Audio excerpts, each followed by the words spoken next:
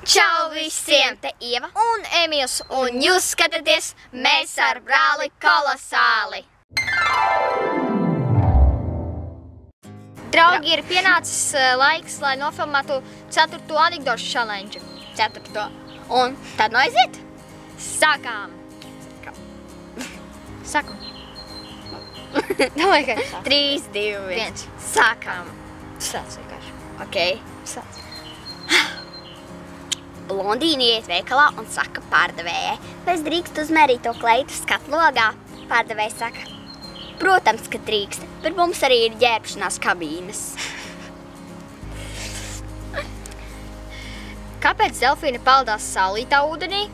Tāpēc, ja viņi peldēs piparoto ūdenī, viņi šķaudīs. Labs, ja delfīni peld.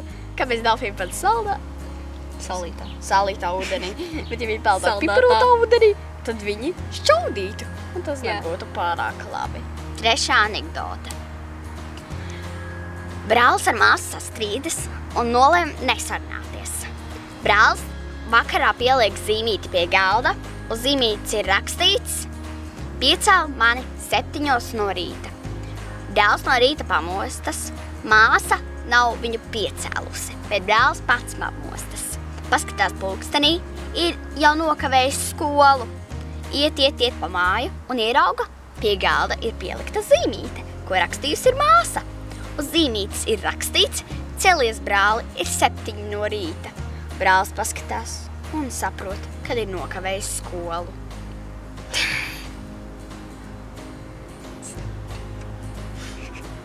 Viņi nesarunājās un tāpēc sanāca savādāk. Jā! Jaunītis saka Pēterītim: zināji, ka brīvdienās būs 30 grādi? Pēterīts Jaunītim: aha, kā tad? Nu jā, sestdien 15 un arī svētdien 15. 15 ir 30. Jā. Jā, tā kā šodien. Vācietis saka latvietim: uzmēj, cik man zirga, tad es tev atdošu abus. Tā tad ir 2. Jā, jo abi ir 2. Šādos. Un pati pēdējā anekdote. Mēs jau visi... Nē. Man vēl nav. Nē, par ko? Par ko? Ok, stāst vēl kādu anekdotu. Kāpēc blondīne rāpo veikalā pa zemi? Jo meklē zemākas cenas. Tātad viņas ir zemākas. Jā. Un ja ir veikalā pašā augšējā plaktā, tad viņas ir augstākas. Jā, skaties.